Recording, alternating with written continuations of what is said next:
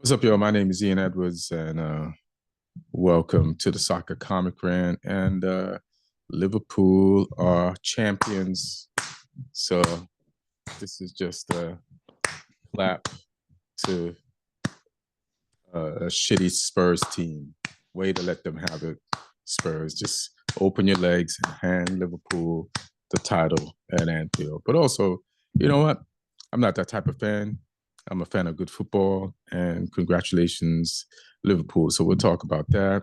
We'll talk about the two FA Cup semifinals. We'll talk about Manchester United beating Bournemouth. Lee just said Ipswich is finally down.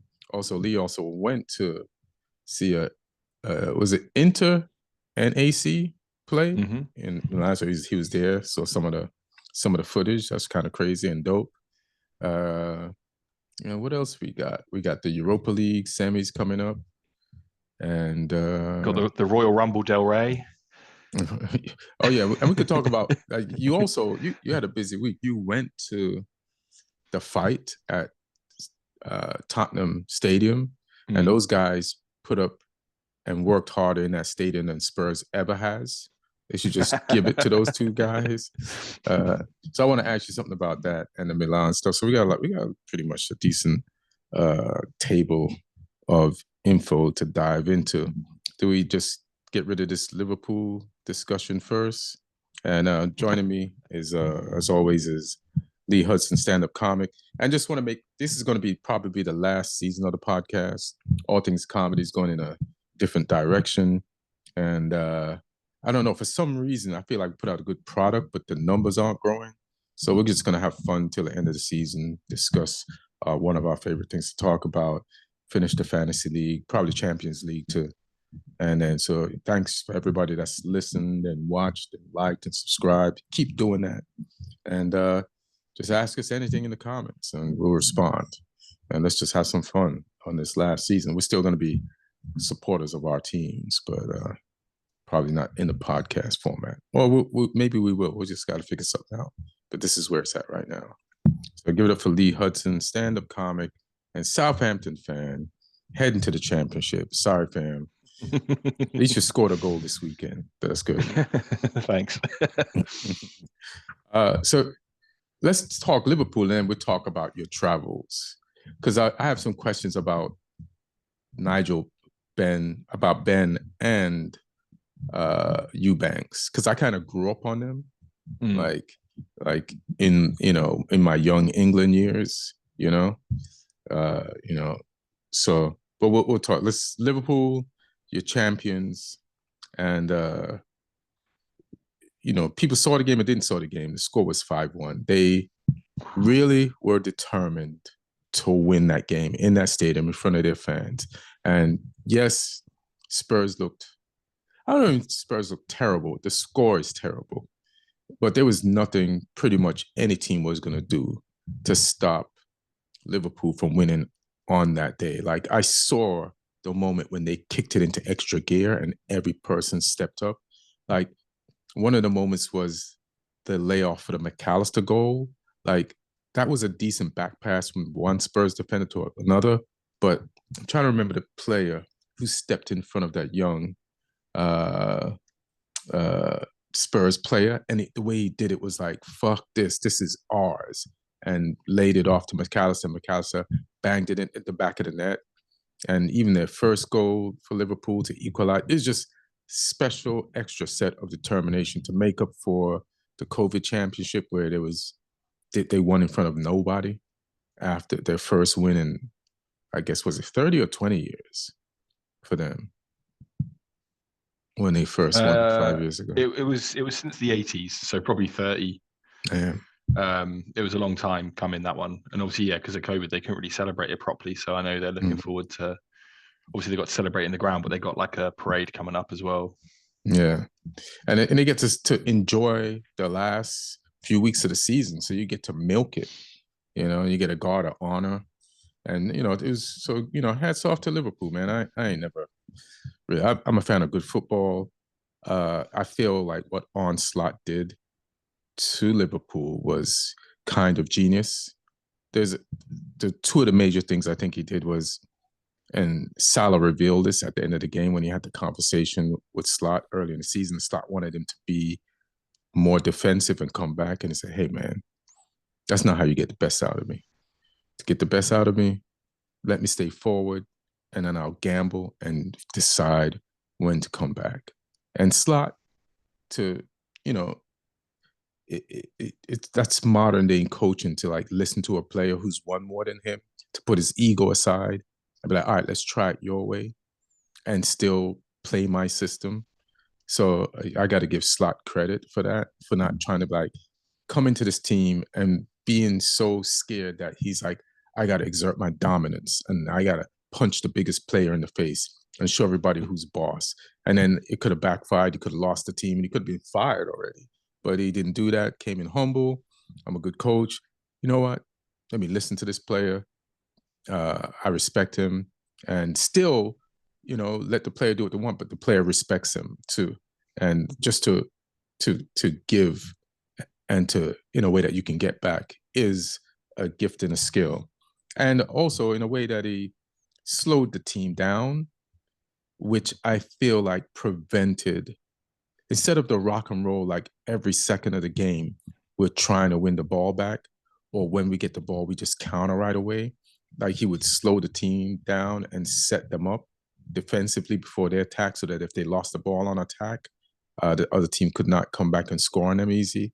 And also slowing them down like that kind of preserved their legs, so that he'd have most of his best players for the rest of the season, which is, it's a longevity game. It's a marathon.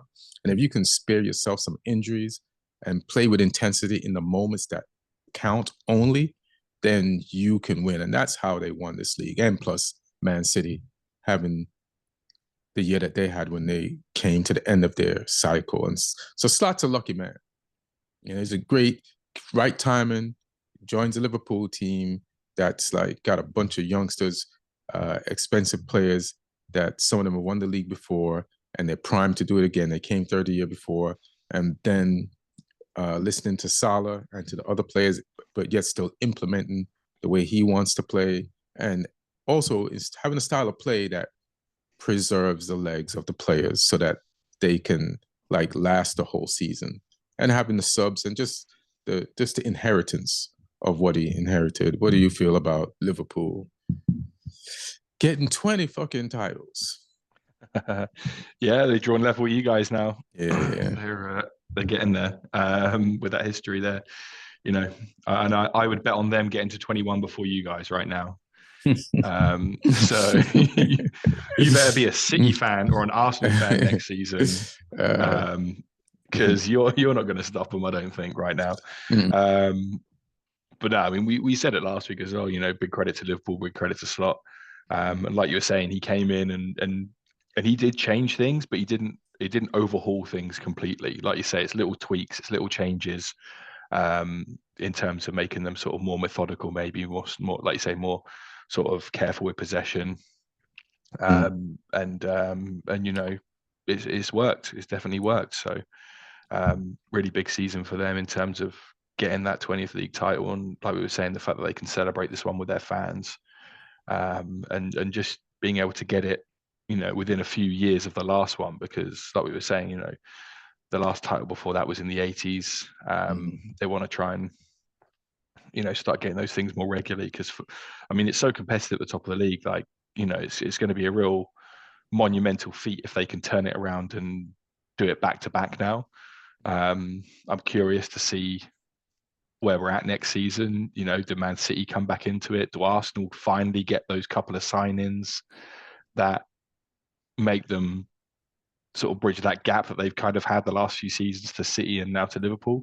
So yeah, it should be really interesting going forward. But for now, Liverpool hands down deserving of it. Just clearly the best team this year. Like, we didn't even really get a title race in the end. Arsenal threatened it for a little bit, but Liverpool have just been the most consistent. League table doesn't lie, points totals don't lie. And I think it's been one of the most competitive seasons for a while, though, in terms of the some people are knocking Liverpool for saying like they've won the league with only this amount of points. Like Klopp finished second with more points than this. It ain't even over yet. Don't they have the games to catch up to those amount of points? Let me see. I think Klopp got like 97. I'm not sure. There's like three Yeah, I think he games did get left now. 97. Yeah, Liverpool currently on 82, and there's 3 games or 4 games left for them. So Um, what's the total that they can max out at? Which they won't because they already won. So it's like, what's the incentive to do that? yeah, they can get 12 more points. They can get to 94. That's So that, you can win the league. The 94 is good. Even 89, which yeah, we 82. Yeah. I Get feel to like this 90 Liverpool. season as well, like the midfield of the Premier League has kind of got stronger and stronger. Um, and that's why you see clubs like United and Spurs down where they are, because the others have upped their game, and it's kind of exposing people who've stood still a little bit. Um, the fact that Forest have jumped up there, the fact that Villa have been up there now for a couple of seasons, the fact that Newcastle, since their investment, have been up there. Mm-hmm. You've got those really well-ranked clubs in the middle, like Brighton and Bournemouth and Brentford and Palace as well, who make those smart signings. And obviously Chelsea are coming back into it these last couple of seasons after a rocky spell. So it's crazy how competitive this league is, and that's why I think we've had that situation now where the 3 teams that came up were the 3 that went down. So I think that's why Liverpool's consistency has got to be admired this season, because of how tough the league has been and how easy it could have been to drop more points than they have. Yeah. Um, to only lose 2 games in this league season. I mean, Arsenal have only lost 3. They've just drawn way, Yeah. way, way more. So for Liverpool to grind out the amount of wins they have, and not even grind, I don't mean grind out in an ugly way, but to just be consistent and keep getting win after win most weeks. Yeah, it speaks volumes for them this season. Yeah, I 100% give them that. And if Arteta knew the value of a forward, which is a surprise to anybody in football, especially if you played the game, it's like the greatest teams have a 9. And how dare you try to win the Premier League, which is the toughest league in the world, without a 9? Like it's outrageous, like out and out. Like I can put the ball in the back of the net 9, much less a backup. Like Havertz is good, but bro, he's not. Like you need that. And if Arsenal loses to PSG, he's going to lose to them or get knocked out by them for the same reason he didn't win the league. No 9, bro. No 9. So that you're in a great opportunity right now, which you may never get to in this season for both titles. And you decided to go 9less, which is crazy. So hats off to Liverpool, man. It was good. It's good. It's good. Mix it up, like mix up the who's gonna win these things, and we'll see what happens next year. I noticed you didn't mention Man United coming back next year and being possibly close, so that's cool. I'll remember that. But no, I'm like, that's a good point as well about being glad Liverpool won the league, because I don't want to see City do it like a yeah. 4-peat. Like no one wants to see that. That's not good for football. Yeah, what are we, the Bundesliga? And Paris and League. No, we mix it up, man. It's other teams have a chance, We want to talk about, before we go FA Cups, let's talk about your weekend. You had a busy weekend. Yeah, you went to Italy. You is that what stadium is that again? The San Siro. San Siro. Yeah, I chose to because we were speaking on the Monday, and I was like, I'm doing this and that this week, and then I decided on Tuesday lunchtime that I was going to fly out to Milan on Wednesday morning and watch that game. I decided Tuesday because I was just fucking around on the internet, looking at stuff, and I was looking at maybe seeing if I could get a ticket for Inter versus Barca in the second leg of the Champions League. And there were some tickets there, but they were like crazy prices. But then I saw there was like a handful of tickets for 39 euros for the derby. And the derby was a semi-final. It was a second leg semi-final. They drew the first leg. Fly there, see a very important game than it is to stay in England and see a United game. Pretty much, yeah. So yeah, 39 euros tickets. It's a second leg of a semi-final for their equivalent of the FA Cup, and it was 1-1 in the first leg. So it's pretty much all to play for in this one. And so I got a 6:55 a.m. flight on the Wednesday, and then I flew home at 7:30 a.m. How much was the Thursday. Flight was like 150. So the flight was more than the tickets. but I got like a cheap little hotel right in the middle of town. Sure. So I literally got in for the day. I did a day like walking around, sightseeing and stuff. I did that one day. That shit was beautiful. I went solo. I took a train from Switzerland. I was in Lugano, Yeah. and I was like, it's just funny how Europe works. Like I was on a train in Switzerland. Next thing I know, I'm in Italy. I'm like, how do you do this? And I walked around. I had a meal, Yeah. saw everything, and then took a train back to another country. Wow. It's crazy how sort of connected it all is, and that's a nice Mhm. train ride as well, like down out like past the lakes and stuff. Mhm. Um, but yeah, I had a little walk around, look at the cathedral, and yeah, just enjoyed the city. And then yeah, the game was 9 p.m. as well, so I got like a full day in the city because I flew in so Oh early. shit. Had a full day, and then yeah, the game was great because AC Milan showed up. They're way behind in the league this year, but they're unbeaten in the derby, and they played. I think this was the third one they played this season. Right. Um, and they won 3-0. Luka Jovic, the Serbian forward, I think he used to be at Real Madrid, but kind of didn't do anything I there. think it was at Inter too. Or am I thinking of another one? Because there's a few Serbian forwards that whose names all sound the same. Yeah, he was at Real Madrid for 3 years because he tore it up at Frankfurt in the Bundesliga on loan from Benfica, and then yeah, he's been around a little bit.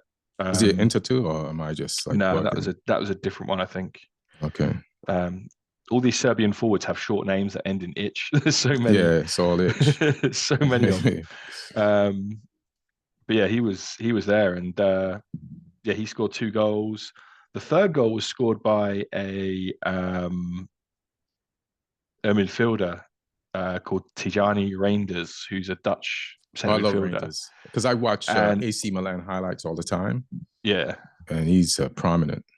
he's class. Like, I think if there's any Premier League clubs that are looking to upgrade in centre midfield, he should be high up on their list because he's so good at like getting into the box and finishing moves, but he works so hard as well. Like, he's a really good sort of box to box midfielder. That yeah, I could see him doing well in the Premier League. There's another midfielder in Italy that plays like that. His name is Scott McTominay. Really, I've not heard of this guy. Yeah, this is crazy. He's Scottish. He apparently played for some team named United. He's Oh, broken he's that guy that you sold for really cheap so that you could go and 25 get mil, I Manuel think. Ugarte. Yeah. Ugarte, yeah. We need a Ugarte though. We need a Ugarte. Yeah. Fucking McTominay's, God bless him, is popping off out there. Yeah, Popping off. goals almost every week right now, or player of the match almost every week. It's Yeah, crazy. he just tied a record for England legend who won the World Cup, but this guy played in Italy, like a world class England player.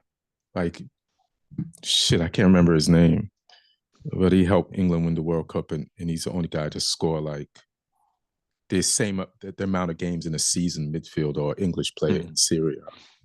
So yeah, so Scott's out there doing his thing. Like we're missing goals, and all our goals are in other teams around Europe. Like the Rashfords, the Sanchos, the Scott McTominays, the what's his name, the Anthony's out there scoring, doing his thing. Like it's bananas the position we're in. So you enjoyed the game, and then you went to the fight. The fight was on a weekend, and we're talking about a fight, not just a fight, but a fight at Spurs. So you're still involved in football. It's at a football stadium. Yeah, it And was Connor Ben, the son of Nigel Ben, against Chris Eubank Jr., obviously son of Chris Eubank Sr. And obviously they had like a legendary rivalry right. Going back in, probably 30 years now as well. When that was going off, and so yeah, it was kind of like this generational thing. Sold out Spurs Stadium. There was a lot of beef in the build up because they're meant to fight before, and then Conor Benn was like sort of pulled for doping. Oh, okay. which he claims was because of some like tainted eggs or something that he ate. And then at the press conference in this one, Chris Eubank Jr. slapped him with an egg. Oh, shit. He like broke an egg over his face, which was controversial.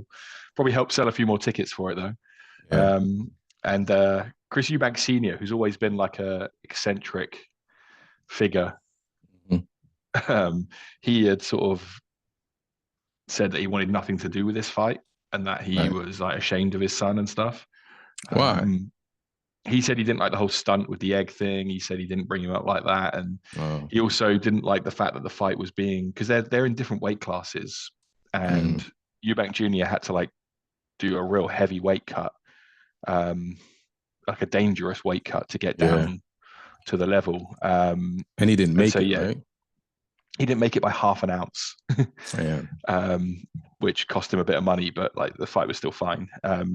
So he was really close anyway. But yeah, I mean, there was a lot of that. And then we're in the stadium, like me and my friend got there, like we missed the first 2 fights on the undercard, but they're like nobody's to an empty stadium. You don't want to be there for that. It's a long day otherwise. And I had a show before that. So I did my show. I did like an early show. Then we went up there and we saw like the final 2 warm-up fights. And during one of the breaks, it was like WWE style. They showed like the camera on the big screens cut to like the car park, and a Rolls Royce pulls up and the door opens. And it's Chris Eubank Sr. and he like, you know, his son's there, like walks up to the car, and then they get a picture together and then they walk in together. And the stadium was going nuts. It got a huge pop. Like everyone's going crazy, but it was sort of predicted beforehand. Like we were sort of wondering, like, is he gonna, I think it would have been more like theatrical if he'd come out like during the ring walk. I did come out during the ring. Like I watched the fight. He came out during that, but I think it would have been funny if he came out like for the first time. First time, right? Yeah, like that would have been nuts. But also, it was quite funny on the undercard. There was an Arsenal fan fighting, and he did his ring walk to North London forever in the Spurs stadium. Oh, that's funny.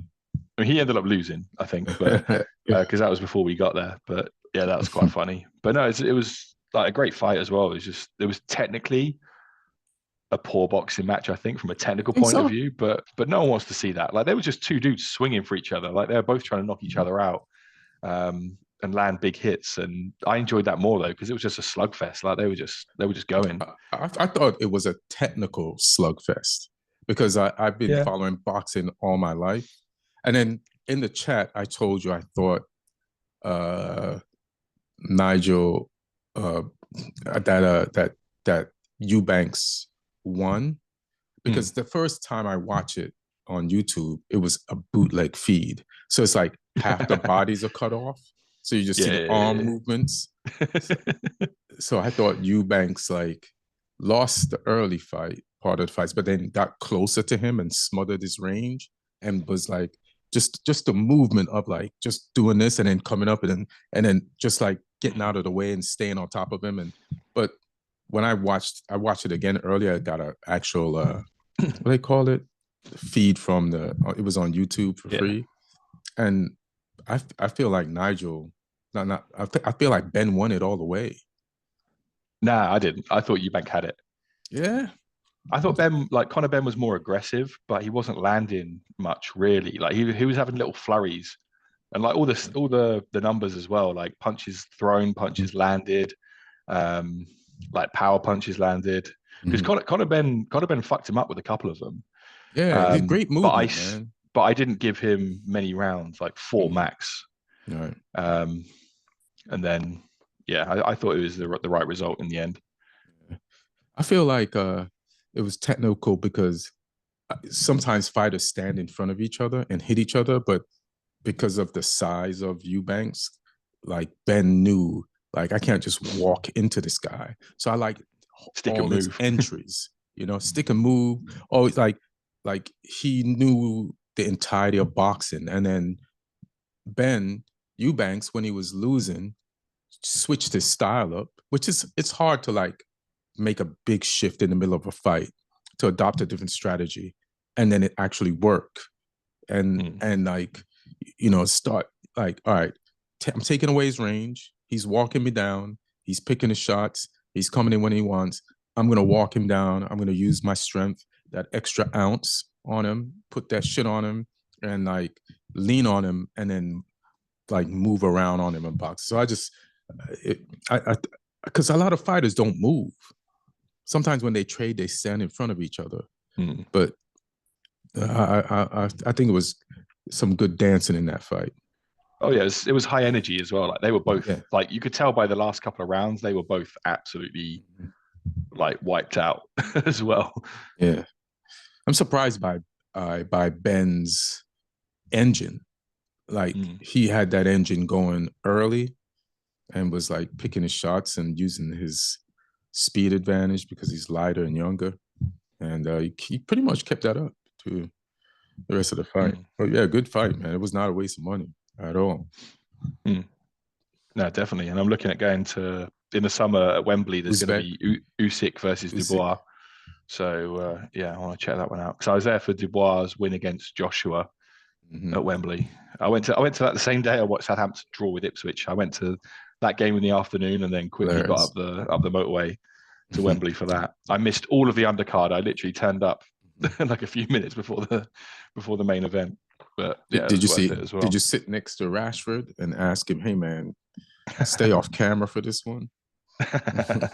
You're gonna get in trouble. Villa fans are gonna be mad." There was a lot of celebrities in this game as well. Beckham was there. He was walking around with the round nut. He was doing the ring girl job. Get out of here. One of the undercards. So was Ed Sheeran as well. It was weird. I was like, where are the bikinis? This is wrong. Yeah, put on a bikini, Ed. Come on, Beckham. Put on a bikini if you commit to this. If you're gonna do it. The thing that made me happy though was Ed Sheeran. Every time he did like the walk around with the round cards, he was carrying his guitar, but he didn't at any point sing, which I was worried that he was going to. But we avoided that luckily. Good, hilarious. Hilarious. That lets me know how you feel about Ed Sheeran's music.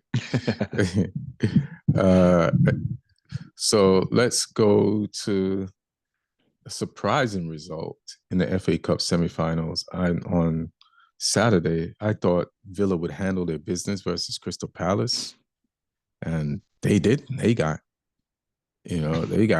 mauled, and Crystal Palace plays the same thing as United, a 3-4-3, right? I feel like, and like when you play it right, like we're starting to play it better. It's very defensive, and you can attack out of it. Like, and Crystal Palace is probably better at it than we are right now. And I don't know. I just thought Villa, but it's just been a rough week for Villa. They lost to Man City, then they lost to PSG, maybe not in that order, and then they just lost to Palace, and they just got knocked out of everything. Now they're just gonna hang on for dear life for Champions League, not for a Champions League spot, but yes, I was like, the first goal went in, Crystal Palace, but then Villa got a pen. And I wasn't sure about this pen. It was pretty dubious. And I figured that the VAR was going to overturn it, and they didn't overturn it. So I said, you know what? You know how I know that if this is a legit penalty is if it goes in.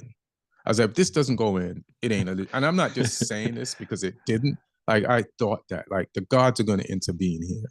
And that motherfucker missed that penalty. And I was like, yeah, I was right. It wasn't supposed to be a pen. But then... You went full basketball. Ball don't lie. Yeah, the ball don't lie. You know what I mean? It wasn't supposed to be a pen. The pen was for Crystal Palace. But Crystal Palace still recovered from missing that pen that they shouldn't have got. And they got the second, Sarr, and then they got the third. And Marcus Rashford didn't play. He had a hamstring problem that only allows you to watch boxing matches at Tottenham Hotspur football ground.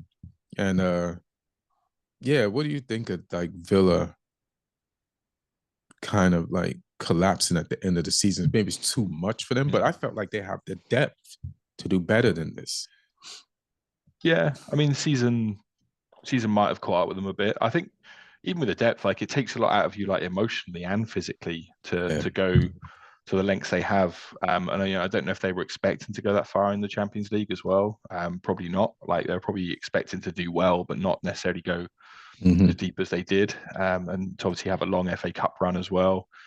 Um, yeah, it's a lot, and Palace have sort of peaked at the right time of the season as well, because they started really slow this They season. did. Obviously, they finished last season really strong, and everyone was Hmm. expecting them to be like sort of in that sort of upper mid-table, quite high position this year, Hmm. because they were phenomenal when Glasner came in Yeah. last season. They finished so well. Like Mateta was scoring like every single week.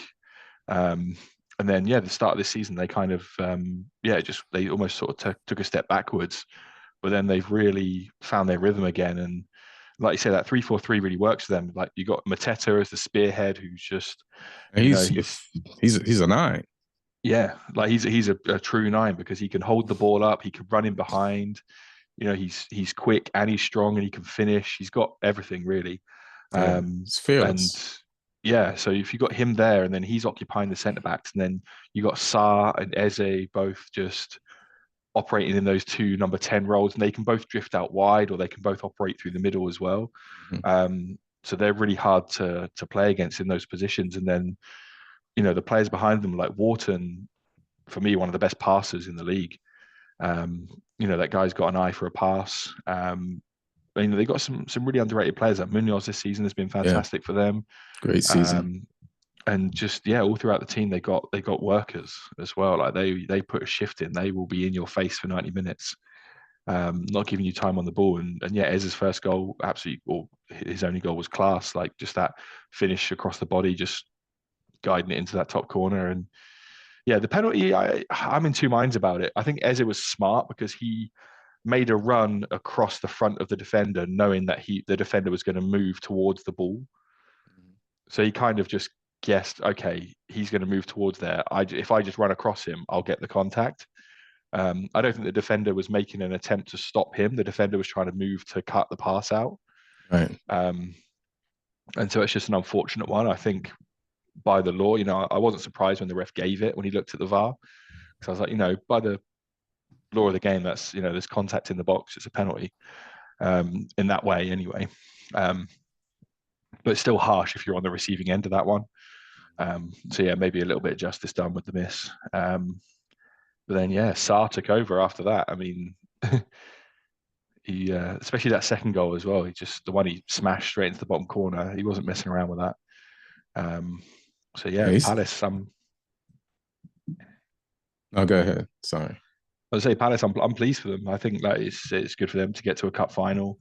Um, I'd love it if they could do a job on Man City.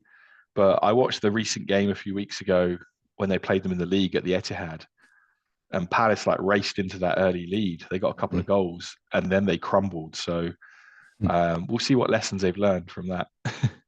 Yeah.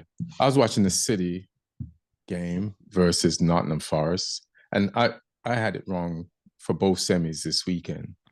I figured, you know, City is struggling. They're coming back, but they're not fully back. And the way they plays right into a team's like Forest's hands, where Forest would like sit back, absorb their pressure, and then spring the fast break on them. And because City is like kind of an aged team now, they're not as young as they used to be. They can't deal with teams that do that to them, and especially based on Forest's position in the table and just how they've handled this season. I thought that City was going to play into their hands, and then City scored first. I was like, oh, fuck. What's City going to do now? But City didn't have to do anything because Man City plays like they're down a goal the same way they played when they're up a goal. They're still going to attack, which plays into the advantage of Forest. But Forest did not get a goal.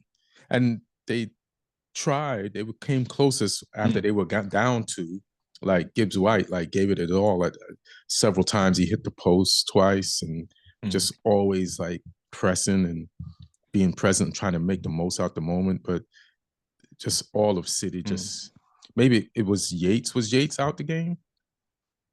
I'm not sure. Let me have a look at the lineups, because I know Elanga had a good chance earlier than that as well. He had that one at the far post and he missed it. Just put it past the side of the post. I just thought City would like do that thing that they've been doing consistently no this Yates for season. Forest. Yeah, it's like looking like they're going to win a match and lose a match that they would normally win. And recently, in the last few weeks, they've become kind of closer to Old City than That they worries were. me. Yeah. Like Pep is getting it right. Somebody made a joke. I think it was Lloyd. He said Pep got back with his wife, and there's a trajectory. It's a trajectory of like when he broke up with her, when he got back with her, and the wins that Man City got, so that she's now back to giving him tactical advice. So it's pretty hilarious. But yeah, what do you think about City getting through, man, on Forest? And Nuno, like he's having a good season. He's 6, but is he gonna get anything out of all this fighting? I hope so. I really hope so, because I think they've had such an overachieving season. Like I want them to get something to show from it. Same. I feel like they deserve that. So yeah, fingers crossed. I think but City definitely deserve this game, because not even just the goals they scored, but like they forced some really good saves out of Matt Sells in goal, as well, and just I mean, good goal from Rico Lewis as well. Not the goal scorer I expected for that first one, but he popped up in the right area. Good finish. Yeah, they had him playing in the midfield. And then Vardiol off the corner as well. So their goals can come from anywhere in that City team, it seems now. Like O'Reilly in recent weeks has been popping them in as well. So yeah. I'm sure they'll be trying to get De Bruyne out on a trophy, I think. Yeah. I'm gonna look and see where they played that kid, Rico. I'm gonna do the lineup. Because it's a smart place to put him. And he's been overused this season. And normally when you come up, so they made him play in the midfield, on the right midfield. So yeah, he's and that's where they need energy, in the midfield. And he's got the energy, he's young enough. So yeah, he was clutch pass from Kovacic and clutch control and movement and shot and goal. And yeah. Well played, Pep. You made the right calls. You're back with your wife, I think, and it's working out on the pitch. Doing your thing, baby. I'll talk about United real quick before we go to the Champions League semis coming up. We tied with Bournemouth. Great for us. Like the way we've been stinking up the joint, a tie at Bournemouth is great for us right now. Like Bournemouth is 10th in the table and we're 14th. So yeah, we'll take a point at Bournemouth on the road. And let me see the stats of the game. And we've been doing this to teams. Our XG has been better than the last few teams that we played. We haven't won all those games, but we've had more shots on goal. Bournemouth only had 1 shot on goal and it went in. It's the same thing with last week against Wolves. They had 1 shot on goal and it went in. So defensively, we've improved. We have no offense because all our offensive players are in different parts of Europe helping other teams. Even people that we're paying for, like Rashford, and Anthony and Sancho, like they're all on teams that are doing way better than us in their respective leagues. So like all we got is overworked, young, immature, and bad decision making sometimes. Garnacho, and it's funny, man. Like I don't know if it's intentional. I feel like I'm being gaslit, but they keep on having these discussions with professional footballers about where United is in the table. And they pull up all these stats, but the only stat they never mention is how many people are injured. They mention everything. It's the worst team in Manchester United. Look at this stat, look at that stat. And it's like, bro, we don't got nobody. And it's just, but Arsenal has 1 Saka injury. It carries the headlines. Like Postecoglou made his injuries like the highlight of the season for him to keep his job to this point. And nobody even talks about Rashford being out for playing for other teams, or Anthony, or it's just it's so crazy. Like, Martinez is out. We just got Shaw back. He played his 4th game for the season. Mount, Heaven started playing good first. We lost him.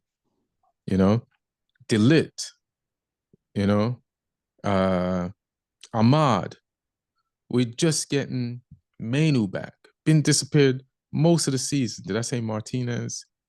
And it's I don't know, it's pretty crazy. It's pretty crazy. Like, these are major injuries for people who helped us win 2 trophies in the last 2 years that haven't been unavailable for most of the season. So I feel like, even though it was a tie versus Bournemouth, like I said in the Wolves game, I feel like we're playing better. I can see the style developing. We're being better defensively. And with the names that we have rumored of the players to get, like, we're getting people who can convert those chances for next season. So I can see us going up the table. So, man, I am praying for Mateus Cunha so hard, bro. Like, I want this guy in the team. And I want Delap in the team too. And then maybe one person. We're also out of a Xerxes, who just started, like, assimilating, and then hamstring. Somebody said it. We just can't have nice things. As soon as something starts getting good, like, oh shit, this person gone. It's like, it's just a crazy season. It's wild. So we'll see. We'll see. You want to talk about you scored a goal, Southampton. Who'd you play again? Home to Fulham. Fulham. Yeah. And I thought this was it. I thought this was the day that we finally beat that points total. Because I was in London for the day, but I was keeping an eye on the score in the afternoon, and I saw us go 1-0 up, and I was like, oh, this could be this could be the day. But yeah, in typical fashion, we let it go late on in the second half. Smith Rowe came on for them and equalised with a deflected shot, and then Sessegnon in like the 92nd minute with a clever header off a cross. But I think we were just kind of sitting back, waiting for it, almost trying to defend and not really offering much, because that's been the thing with the interim manager. He just wants to be solid, and it's it has made us more solid. We've been we got that point against West Ham. We stayed in the game late in that one, but yeah, for this one we just couldn't get it done. So maybe I'll get the celebrations this weekend when I go to Leicester to watch us away at Leicester, the basement battle. I'm like, I'm not going to finish top of the bottom. I'm going to finish top of the bottom. No, I'm going to finish top of the bottom. I'm not going to finish bottom of the bottom. Yeah. They're calling it El Crapico. Just quite possibly 2 of the worst teams to ever set foot in the Premier League playing against each other. I'm not going to argue with them. No, I mean, I don't know what to expect from this game. I hope we can get something there though, because just to show people that Leicester are just as bad as we are. Hilarious. But yeah, I'll be making a video of that one when I'm up there, so that'll go out, and and then I've got to go and do a show to the people of Leicester straight after. So that'll be a fun day out. But yeah, I mean, we tried this week. We had no Paul Onuachu, which was a bit of a loss. He's got an ankle injury. Yeah, my man. Yeah, we started for the first time though, a guy called Ross Stewart, who we signed at the start of the Championship season. We paid like big money to get him from Sunderland. He'd scored a bunch of goals. He's like this really big, tall Scottish guy, and he's just been injured. He's played like 3 games for us in 2 years. Yeah. Just been injured the whole time, and this was like his first start in the Premier League, and he did okay. He gave us what he could. Like, he looked rusty though. You could tell he was real rusty. So he's another option for us next season if he can get fit and stay fit. I'll see if he's there next week at Leicester. But yeah, just got to keep going till the end, and just one more point. More Like point. even a Come draw, on. even losing the lead for a draw against Fulham would have been disappointing, but I'd have still been happy because it would have taken us over that 11-point limit. So yeah, to lose it was, especially that late on as well. Like in my head, we'd already got there. I was like, yes, we done it, but it wasn't to be. Well, Martin joined, but I just wanted to say something off what you were saying, but I can't remember what it was. Shit, I can't remember what it was now. But yeah, Southampton. Come on, 4 more games, 1 point. That's what. That's the. It's not a lot to ask. You got some, and Leicester's right there this weekend coming up. So, give your fans. Don't let them tie for the worst record in Premier League history. Plus, it's Fulham. You played Fulham, and Fulham is in the top half of the table. So they couldn't not win a game against you guys. And were they home? Were Fulham home, or they were at your place? Oh, it was at our place. It was at St Mary's. Yeah. Either way, they couldn't afford to lose. Let's go in on Martin. Martin. It's a good segue because we might get Fulham's coach, I'm hearing, for next year. But keep going. You want him? Yeah, why not? Not bad. So you guys, we talked about Liverpool smashing you guys, dismantling you. That's the whole league, yeah, but I agree. Which the whole league has been doing, to you. And you just putting your moist baby butts there to be kicked. Like, did you? I feel like, you tell me what you feel about Ange and this Europa League against Bodo Glimt game coming up, and just your overall Spurs feelings. Well, first of all, I've been accused many times on this podcast that my team is never winning anything, and we just won. We won the title, not for us. We won the title for Liverpool, but anyway, we won the trophy. We made a lot of people happy. It was a great atmosphere at the stadium, and we're involved in building that atmosphere. So that's a big. And you know what? That's the second time in recent history that you won a title for Liverpool, because you did that for them in the Champions League final. So when it comes to Liverpool, anything to let Liverpool win, Spurs will do. Although I still don't consider it one of the greatest successes my team had in the last 20 years I'm following them. It was still one of the best moments for me getting to the final of the Champions League. I think it's still undervalued success. We didn't win the final, but we got into the final. Not many teams get into the final, so pretty happy with that. Moving forward, how do I feel about Bodo Glimt? Yeah, of course we should win against Bodo Glimt, and then hopefully we beat United as in the final, like we did, for the whole season, pretty much. Thanks for thinking that we'll get to the final. Dominated United every time we played them. Yeah. And Southampton, as a matter of fact, too. I could say we beat Southampton 4 times this season. 2 times we beat them in the game, and 2 other times we got their managers fired. So it's like a double win. We won on the field, but we also won off the field. Don't you think this is a lower morale Spurs? Like the morale of Spurs is way lower. 19 losses. I think it doesn't matter at this point. The season was lost in the league 3 months ago. It does. Like, you just got smashed 5-1, and you're going to just roll up. Yeah, but that doesn't matter. Like you said, you are right. The Europa League matters because it's a chance. It's an opportunity, And especially with playing a Norwegian team in the semifinals, we should beat them. And then there's a big final. It's 1 game. And it's an opportunity. It's to win something. It really is. So I don't care about the league anymore at this point. We're qualified for. Neither do your players. No, I don't know.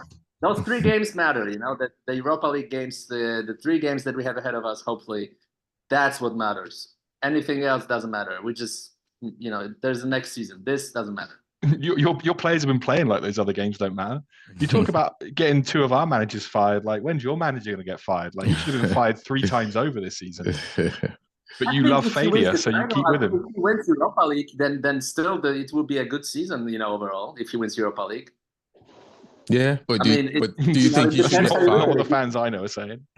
You think he should get No, I know, fired? but we have to make a decision here. Do we expect? Are we happy when Tottenham finishes top 4, top 6, and doesn't win anything? Or are we happy if they're winning something? You know, even if it means a lower place in the league. You know, so we kind of have it both ways. What is the success? What is this? Is the success finishing top 4, or is the success winning a trophy? You know, we're not City. We can't always have it both. You know. So, right. What if you get none of that? Then it's a loss. Then he's getting fired. If he doesn't, I'm telling you, if he doesn't win Europa League, 100% he's getting fired. 100%. I mean, yeah, everybody knows that. What if he wins Europa League? Would you support firing him, or would you? First trophy in 20 years? Are you kidding me? How they gonna? You keep him? They will. If they fire him after that, that's gonna be a mistake. It's gonna. Most of the fan base are like firing him regardless. Yeah. If he wins the trophy, I'd fire him before you get to the final. Do what you did to Jose. If he wins the trophy for the first time in 20 years for Tottenham, then they should have a conversation, and they should, make some maybe adjustments.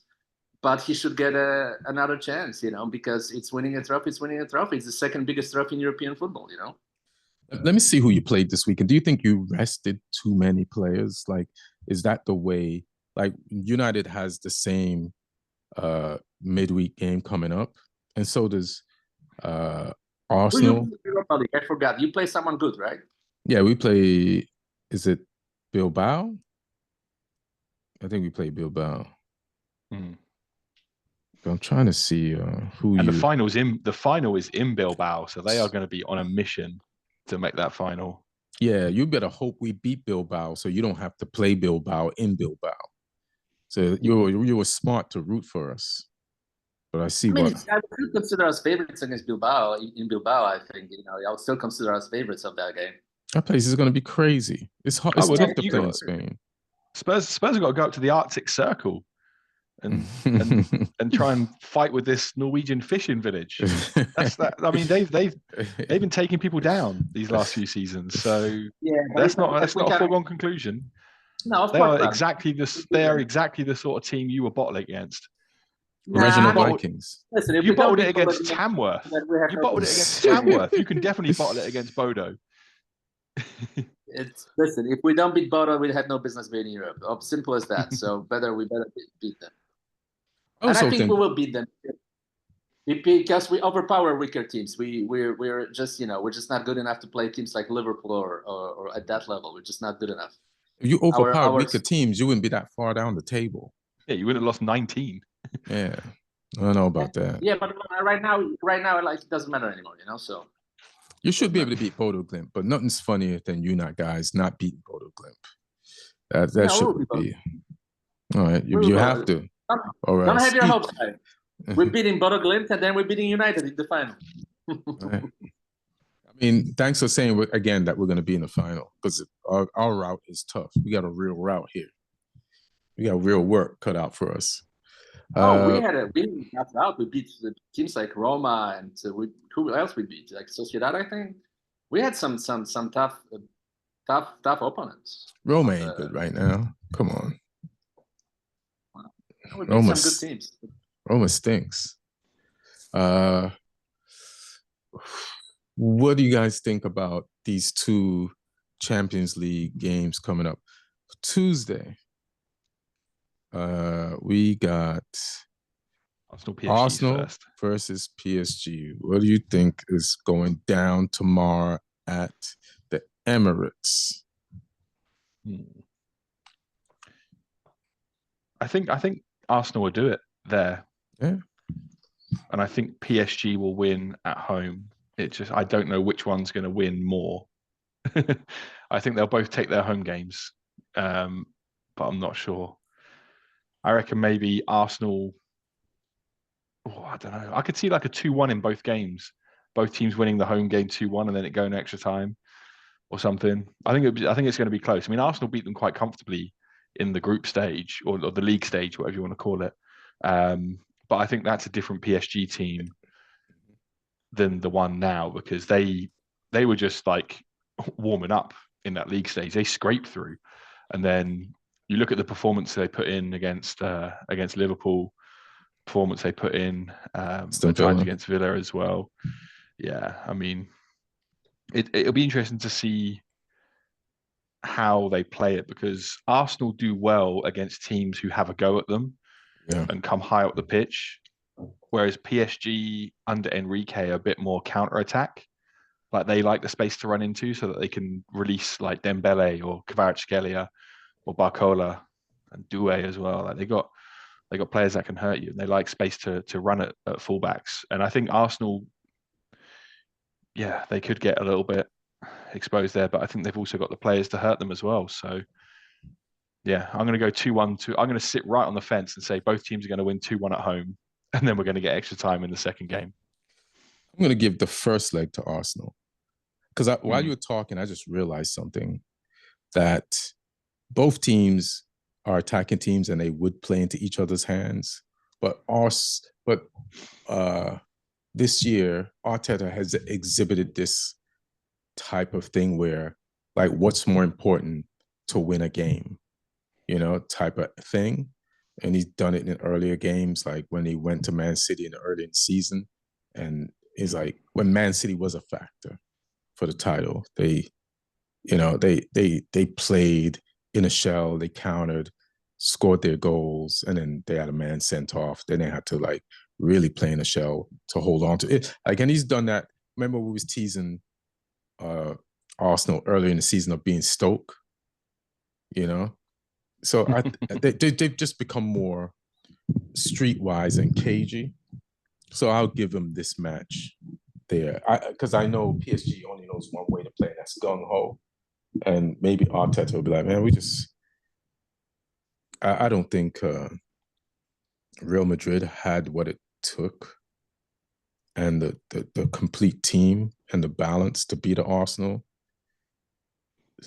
And I think Arteta will realize, all right, we might just have to beat this team the ugly way just to get this job done. What do you think, Martin?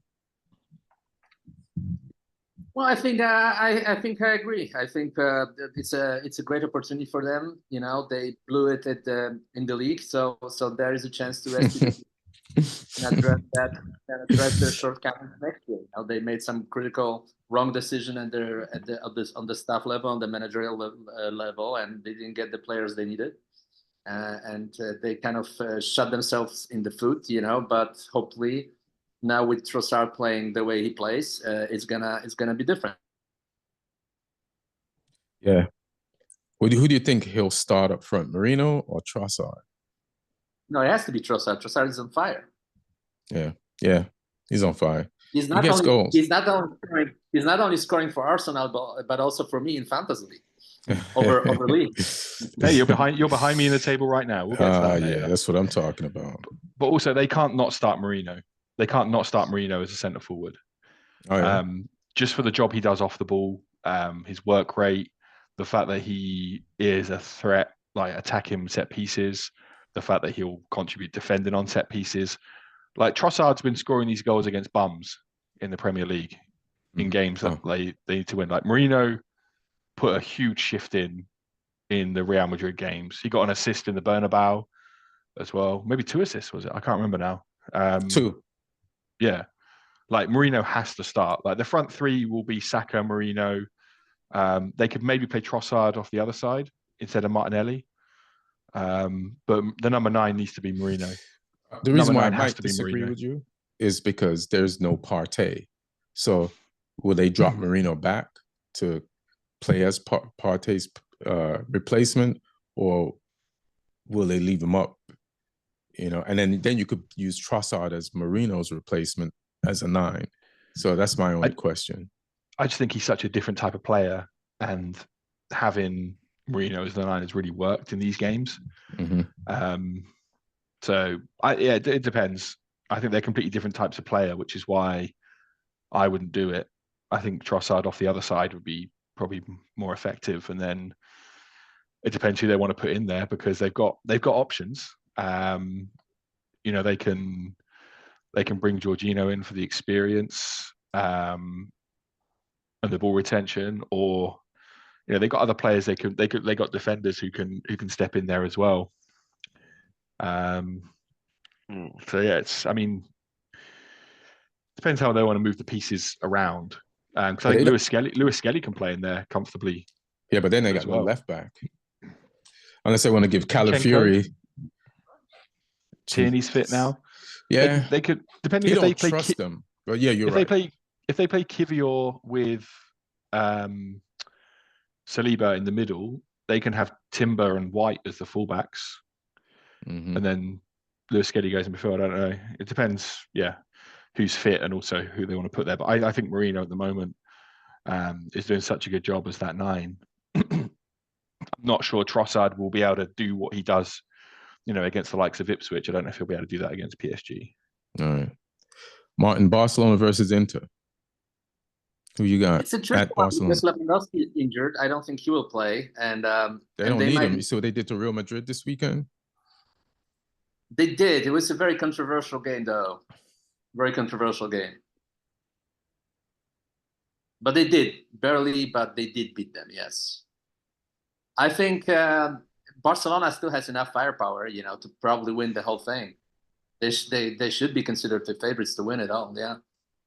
Yeah, I'm with you, man. Like, everybody's like thinking PSG, because PSG played in the highlight games. They played a game versus Liverpool and beat Liverpool, and Liverpool finished at the top of the table. So everybody's like, kind of took their eye off Barcelona. But I've been watching PSG highlights all season, so I know they're really good. They're really, really good. But I've been watching Barcelona games, and Barcelona, like, they edged out Real Madrid this weekend, but in the El Clasicos, they battered Real Madrid like they were Spurs, like full on, like healthy Real Madrid squad. They're at the top of the table, and the way they play, and the amount of kids that they can interchange, and what's his name was out for most. The guy from the Euro squad was out for most of the season. Then he's back in with them now. And Ferran Torres is scoring like crazy. The guy that could miss a tap-in front of the goal is scoring some of the most difficult goals. Like it's back. And Rafinha's on another level. They got Lamine Yamal. Like, they really don't even need Lewandowski, man. And I just feel like this is the team to beat. So I think they'll beat Inter. Inter can pull that defensive Italian stuff. But I just that's why I'm looking forward to this game, though, because Inter are so organized. Like, when I saw them against AC Milan, like they were actually probably on top for most of that game. Milan were just clinical, but they also rotated a few players. They had like Lautaro Martinez. You think this game affected that game? Yeah, 100%. Because their schedule has been crazy as well. Like, this was a Coppa Italia game. They've had their Serie A games. They got this one as well. So they rotated a little bit. Like, they took Sommer, the goalkeeper, out. Why? They got a cup goalkeeper. So they played him for that game. It wasn't the keeper's fault they lost that game, though. But they still had like Barello and Lautaro Martinez was playing, Mkhitaryan was playing. They had a lot of their main guys there. But they rotated a few other positions, and yeah, they kind of caught them out. But I feel like when they got their best 11 on the pitch, they are so organized. Simeone is such a tactically astute coach. It's going to be interesting seeing which of those things cancels the other out. Does Barcelona's sheer creativity and attacking ability cancel out the organization and the tactical nous of Inter? Because this, like, no one should underestimate Inter in this tie. Like, they will do everything they can to try and get through this, and they've got firepower when they need it. So I think it's going to be a tough. Which is the? Let's have a look where the first game is in Barcelona in this one as well. Yeah, first one's in Barcelona. So if Inter, as long as Inter are within one goal after this one, I wouldn't count them out.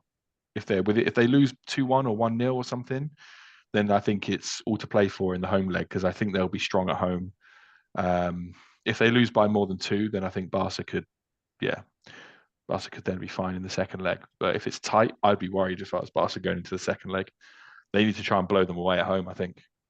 The way Barca play, man, they could wipe them off the face of the planet. Oh, they could. They could. I mean, they got goals. Jules Koundé scored a forward goal this weekend. Ferran Torres. It's just like it's crazy where the names. I can't even remember the names of all the important people in the Barca squad because these are so new names.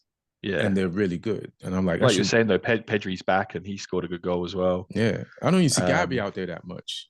That's how good they are, midfield. Yeah. That Madrid team are in a bit of a shambles right now though, as well.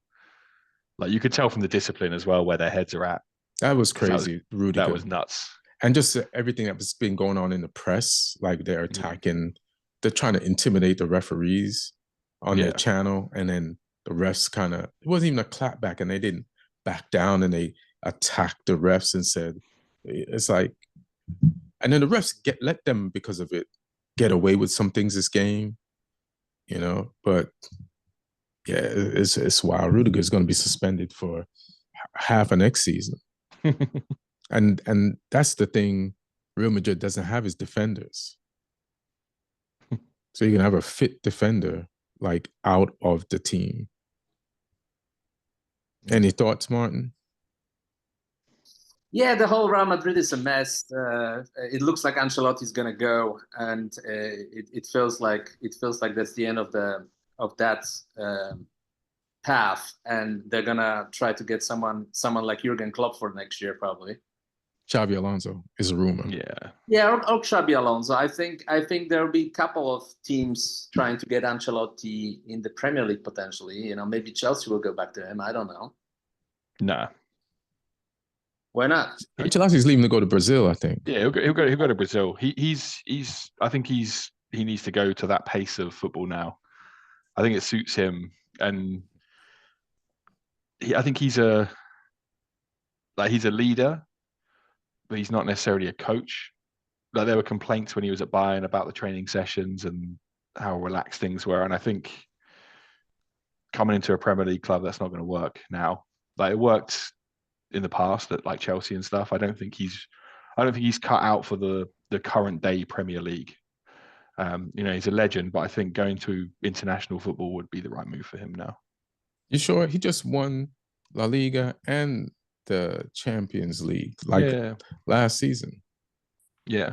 I just think Real Madrid is so unbalanced. And then most of their injuries are in defense, like Militao, like Alaba is just back. They got an 18-year-old kid they threw in, or 20-year-old kid. The left back, the right back is a right winger. And Mendy, who's like a really good left back, is never available. See, they're converting midfielders into defenders all the time, and their boardman Florentino Perez just likes buying attackers. He won't even listen to the thought of buying a defender. Like the only defender they're going to buy is an attacking defender from Liverpool. He might not even go there now. Yeah. I just couldn't see him like. I mean, Martin said Chelsea. That's probably the only club I could see him going to, because none of the other big seats I think are going to be available anytime soon.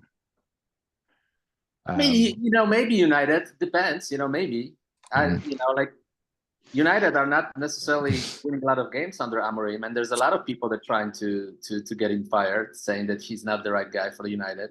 And Ancelotti clearly has the pedigree to be coach of a team like United. I think we'll keep Amorim and give him the beginning of next season. He's the first coach any of us ever hired, so they got to kind of like give him a chance and give him some players. And we know the good thing about United's terrible season, we know exactly where we need to improve the most. And it's get some scorers. Get some scorers. Like we actually have solved most of our defensive problems. We found some kids that are willing to step up, and we just need a maybe another midfielder. Speaking of players that was missing, like Collier, I forget, like players be missing so much, you forget they're on the team. Like Collier was like a good, energetic, like 8 all season that came in, and then he disappeared, and I forgot his name. And I was like, yeah, somebody mentioned college. I said, yeah, what the fuck is he? Like, we lost so many people, bro. We just need a season of like where Liverpool had most of their players. We've had 2 seasons where we didn't have a lot of key people. 2 big seasons of that. Yeah, but the same you can tell about Spurs and other teams. I think it's not just that. But then you suffer for it. Sure. Look at Newcastle last season. But also you made some. It's just a part of the story. And I know that you, as a fan, you try to look at the positives, and it's important to do. So do I. I started my think about the Spurs talking about the positives. Some of them in self-ironic way, but but still the positives. But you have to look at a couple of things that happened. Why so many players left United and they're doing great at other teams, and the players that you brought in don't. No pressure. No pressure. Yeah, I mean, but pressure. They play for good teams, and they're doing well. So not as big as United. I mean, Elanga, like if you look at the table, Elanga plays for a better team. Rashford plays for a better team. So no pressure. It's Forest. No, not shitting on Forest, but there's just less pressure. Went to the quarterfinals of the Champions League. It's not a bad team. And Rashford but they almost got relegated 3 years ago, and they just came back from relegation 4 years ago. It's like it's less pressure. That was 4 years ago. I'm talking about this team, particular team, where he went to this team and he's playing much better than he was at United. So there's an internal problem with the players that you guys used to have. Then there is a recruitment. Absolutely.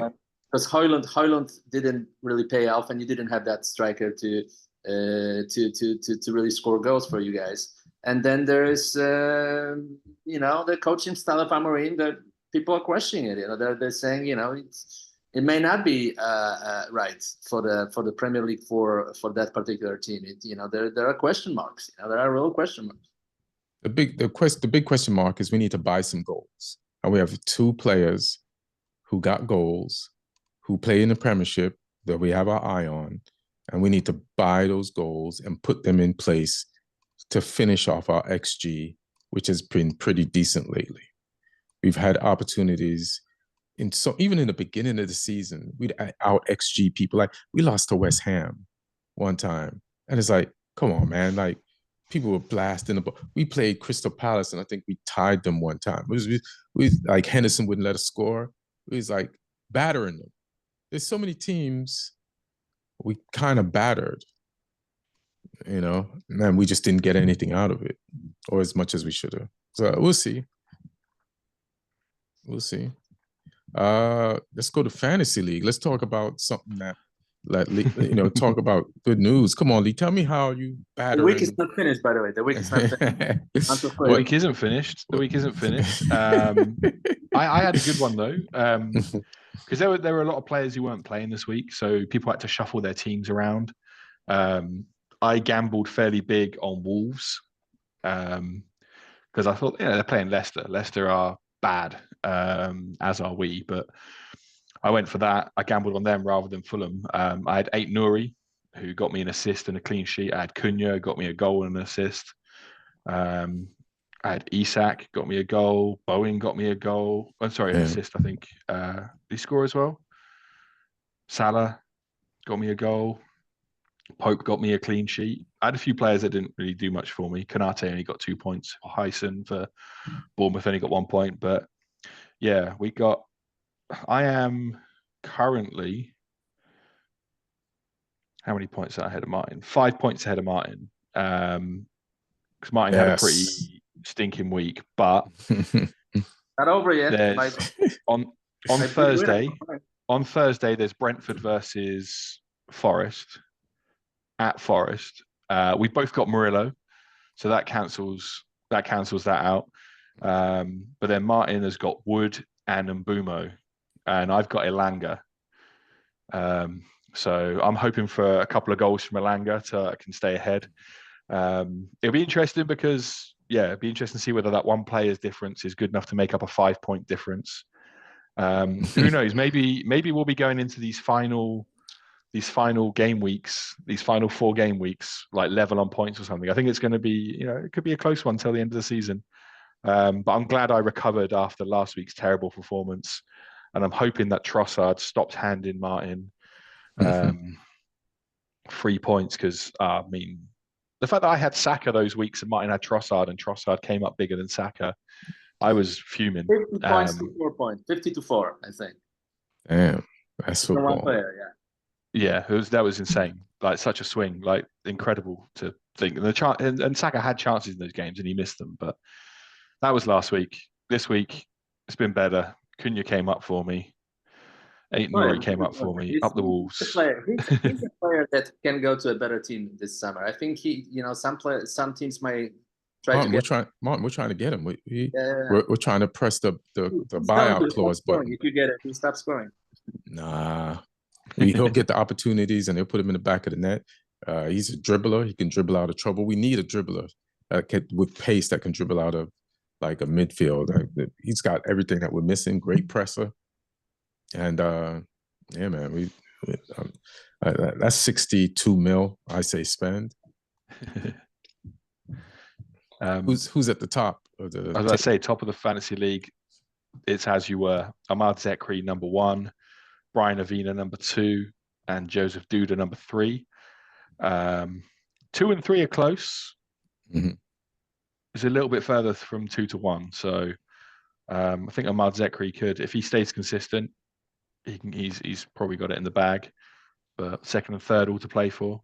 And Jose Stable has come up to 4th now. Oh shit! After a big scoring week, so yeah, we got a little battle going on for like 4th, 5th, 6th, 7th, 8th. They're all quite tucked up. So yeah. Let's see who's gonna get the European spots in the fantasy league. Come on down there, Joseph Duda. Don't fuck this up, man. You're 3rd. Try to get 2nd, bro. You know, in this league, only the first 3 get Champions League spots. 5th is Conference League. 4th is Europa. You know, in this fantasy league. So me and Lee are about the same places as our teams in the Premier League right now, right? So 14th, 15th. Hey, I'm 15th. I would kill for 15th in the Premier League right now. Martin's 18th. He's where you at. Yeah. Well, no, we're 20. We're dead 20th. But yeah. How do you feel about playing Wrexham next year? Oh shit! And Birmingham and Tom Brady. I don't feel much about it. I mean, they're 2 clubs that have bought their way back into the league, or not back into the league in Birmingham's instance, and Wrexham have just funded their way through the leagues. I like how they're doing it though, because they have sort of focused on the community there as well, and they're trying to build the academy up now, and they're doing good things, but they have essentially just thrown money at it. So it's not quite the fairy tale that people make out to be. Like, every time they've won the league, they've won it with a budget of a team in the league above. Right. So it's it's to be expected what they've done. You still got to go out and do it and execute it. And trust me, there's a lot of people in football with money who have no clue how to execute effectively. So credit to them for doing that and getting their decisions right. And yeah, I'm excited to play them next season though, because it's a different team to play. I might try and see if I can get a ticket to the away game. It's a ground I've not been to, so yeah, I welcome that. I mean, there was stories about Vardy being linked with them to sort of be his next club, because he's announced this week that he's leaving Leicester, but he's come out and said that he still thinks he can play Premier League football for another year. So it'd be interesting to see. There was a report, as a matter of fact, a couple of hours ago, that he most likely will end up in the MLS. I mean, I know his wife sort of likes the celebrity lifestyle, and so who knows? Maybe one of the LA teams will. Yeah. Especially Giroud has been such a disaster. He just scored his first goal after a year of playing for LAFC. He scored his first goal this week. Hell of a goal, though. Hell of a goal. The free kick he scored was. Yeah, but that's a disaster. He's been such a huge disaster for in the MLS. Horrible. Who is this? Giroud just said? Wilfried Zaha is scoring more goals in the MLS. Who you said? Yeah, Giroud? Giroud's like 50 though, so cut him some slack. Yeah, Giroud. For LAFC, he's been a huge disappointment. And the reason why they are not playing well this season, he's been a disaster, absolute disaster. All right. I'm trying to see. Like we were saying in the beginning of the podcast, this is going to be the last season, not the last episode of the podcast, but the last season. We're going to go all the way through to Champions League at least. There's been some changes at All Things Comedy. We don't know if we'll bring the podcast back in another format, but we definitely know the way it is. It's going to be the last season of Soccer Comic Rant. So everybody watch, join, tell your friends and people to, watch it, enjoy it while it's still here, man. We provide good football insight. Lee's going to all these grounds, making all these videos. We can make fun of Martin losing for Spurs. It'll be funny if Spurs winning the trophy will shut down the podcast. That will be very kind of. I know we won't even have that episode just to spite you. The final episode. That's how petty. That's how petty we are. I was like, if you win, we just won't. I'm mysteriously unavailable that day, bro. Gonna shut down the podcast. You're gonna have to do your own episode and figure out a way how to upload it to the YouTube. It's hilarious. Any of y'all got anything last thing you want to plug? If you give me a follow on Instagram, Lee Hudson Comedy. I mean, even by the time this comes out, I'd have probably uploaded the Milan Derby video because I just finished recording the voiceover for it before this. So I'm going to put that up in the morning UK time. So yeah, it'll probably come out same time as this. So yeah, go over to the Instagram. I'll give you a little window into what it's like to go to that. And I've got a bunch of other stuff up there now. I posted one the other day from the 2 lower league local derbies that I went to over the Easter weekend. There's a bunch of stuff up there. England game, Southampton away at Liverpool, Southampton away at Chelsea.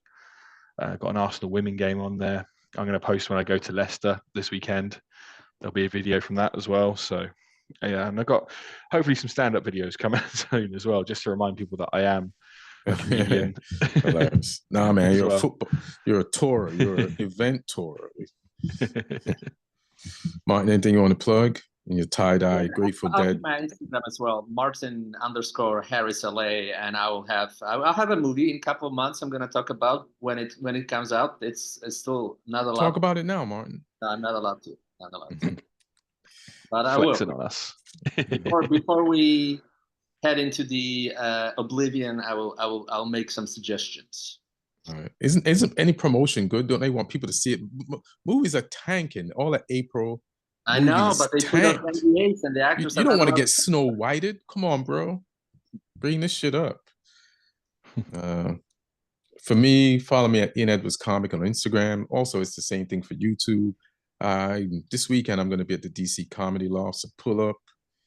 And I got some other dates coming up. I'm in Linktree in my Instagram. And my special will be coming out soon. So if you haven't subscribed to my YouTube, subscribe so that when it drops, you get the notification and you can watch it.